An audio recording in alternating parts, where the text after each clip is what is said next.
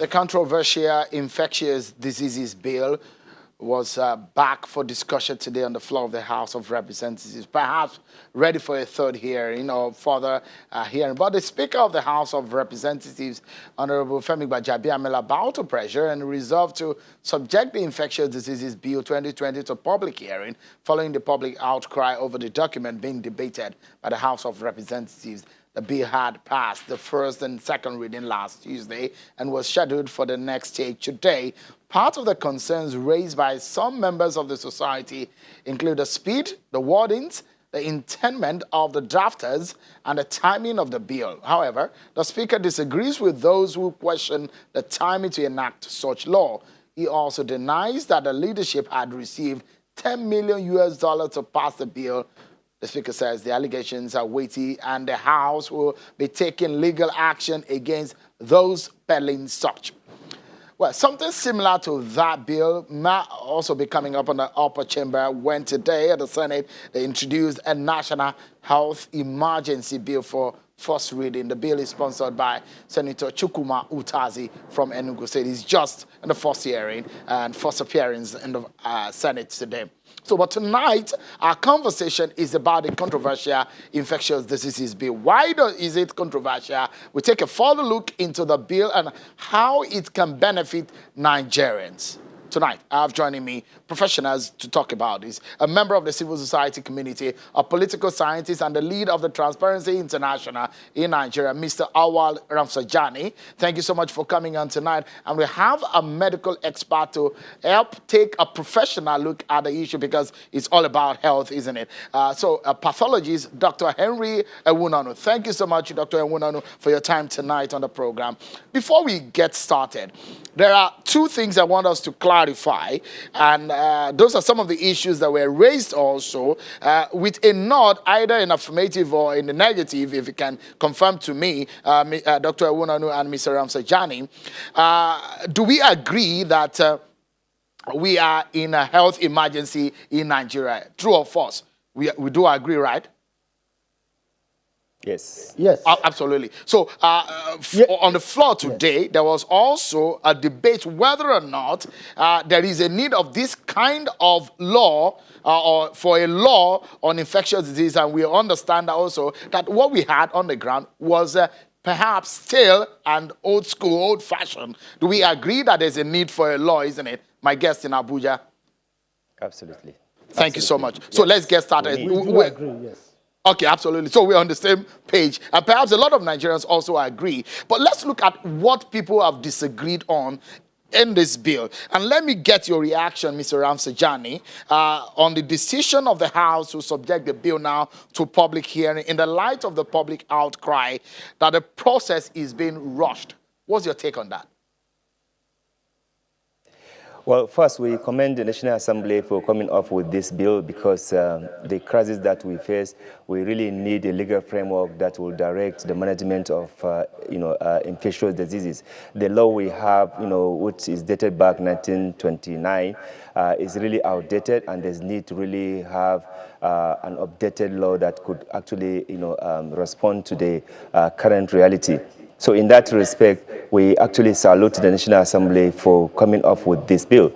However, in an attempt to really help to come up with this bill, some of the content, some of the provisions in the bill, they run contrary to even constitutional provision. They also run contrary to the freedom, of Nigerians, and also it gives, room for abuses, and as well as also it is going to create conflict, interagency robbery. So that's why we thought it is important that the National Assembly should, give opportunity for, health experts, Nigerian, who have capacity or knowledge to be able to provide some quality suggestion or recommendation in order to strengthen this bill, because we believe that if Nigerians are given opportunity to, make input, the National Assembly will have come with a legislation that is well received, and it will have the legitimacy and the necessary, input that can make a law not only for today but also for future, and it will really have more legitimacy and acceptability from the Nigerian people, because experts, Nigerian people are being given room to contribute, towards addressing these fundamental problems. Because right now, the current, legal or policy framework that is being used to respond to the COVID-19 in Nigeria, it has a lot of gaps, and therefore there's need for the National Assembly to come and use their legislative powers to ensure effective even utilization of the palliative and even the management of the COVID-19, which is lacking legal framework as it is now. So I think National Assembly has done very well by coming up with this bill, only that they need to allow Nigerians, experts, to also be able to make contribution so that they can have a good legislation that will really be proud of and that will respond to our situation. There was a debate. Let me come to Dr. Ewunonu. There was a debate on what the DG of NCDC said, whether or not there is a need for a bill or a law in this time of crisis. That, I guess, they were able to trash out that there is indeed for us to have a focus, a law that can guide. But take a look at part of what a lot of people said they were concerned about. For example, Dr. Ewunonu, let me show you section 47 of the draft of this Control of Infectious Disease Bill, which, let me quickly read it. It's about power to order certain persons to undergo vaccination or other prophylaxis. In an outbreak or a suspected outbreak of any infectious disease in any area in Nigeria, the Director General may by order direct any person or class of person not protected or vaccinated against the disease to undergo vaccination or other prophylaxis within such period as may be specified in the order. Does this look for you like a draconian coinage in the wordings? Dr. Ewunonu. Thank you, Sean. I will join my colleague, Rafsanjani. First of all, to appreciate the House of Representatives and the entire National Assembly for coming to the rescue. There was a fundamental problem. At the beginning of this crisis, Nigerian Medical Association issued a release because we identified that there were gaps in the laws establishing, either in the Quarantine Act of 1926 or the law establishing NCDC, the NCDC Establishment Act 2018. They were not strong enough. The provisions were not so straightforward and clear-cut so that each agency will know exactly what to do. And Nigerian Medical Association appealed to the president, in view of these deficiencies, please issue an executive order so that we will have something like a law, a statute that will guide us through this battle. So I thank the speaker, who is the sponsor of the bill, and the co-sponsors, Dr. Sununu and Dr. B. The speaker perhaps is so much in love with the health sector. Part of his first interventions when he assumed office was in health. Maybe this love has become infatuation. To your question, in medicine, there is a word called consent. We always obtain an informed consent. What an informed consent means is that you educate the client or the patient on the benefits, on the side effects, adverse effects of this type of treatment or preventive measure. And you guide the patient through proper education to take an informed decision. I don't think any law will ever prescribe that you bundle people from the streets or you come to a school and order mass vaccination for the pupils or the students. No, that will not happen. That one, however, we are doctors, we are not lawyers. The legal people have reminded us there is a part of the Constitution that says the president should take steps. The things we call fundamental rights. Somehow this law can be bent, not broken, in terms of public health emergency, so that many or majority of the populace will be saved. Fundamentally, that provision is obnoxious, as it is draconian, And since provision has been made for public hearing, I'm sure it will be tempered a little. All right. So, That on that on that point, Dr. friendly. Ewunonu, let's take a break. When we come back, there are a few other portions that people have picked out, which, of course, in my own reading and personal study of the 55-page draft, we'll look at them and talk more on how we can make it better, and of course, make Nigerians feel okay with the legislation. That's after the break, everyone. Join us again.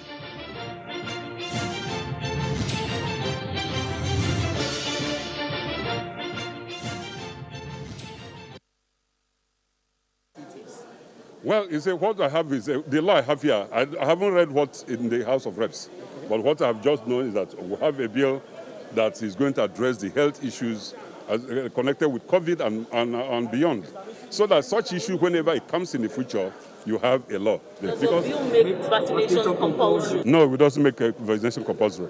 There's nothing. Because we have yellow fever in this country here. It's not compulsory. If you want to travel any part of the country outside the world, if you are coming from an area that have such issue, all the airports in anywhere you are going, the port of destination will demand to know whether you are vaccinated for yellow fever. You know, if you are in any part of the world. So we have always had yellow fever vaccination here. If you want to travel, they demand for it. At the airport, you go with it. If you don't have it and you get to the airport, they will ask you to do it there. You know, before you go, so that you don't bring it. If they're having fear that where you are going, we reject it. They enforce it here. So this is the issue we're having here. There's nothing new we are trying to bring up that doesn't exist. Thank you so much, everyone, for staying with us. Mr. Awa Ramsejani, the country lead of Transparency International, political scientist, and also the director of CISLAC. Thank you so much for joining us tonight. Dr. Henry Ewunonu is a pathologist, a medical practitioner here in Nigeria, and a member of the Nigerian Medical Association. Thank you so much for your thoughts tonight. Let me quickly come back to you, Mr. Ramsejani. Quickly, if you may put your thought, because a lot of people are clamoring that no Nigerian should be criminalized for refusal to vaccinate, as we was stated in the section 51 of that proposed legislation. But another area which I will rightly put on the screen for you to see is also where a lot of people also have issues and picked holes, is the power as put in the Director General, for example, section 10 of that draft bill, treatment of premises of vessel, which I read, it says,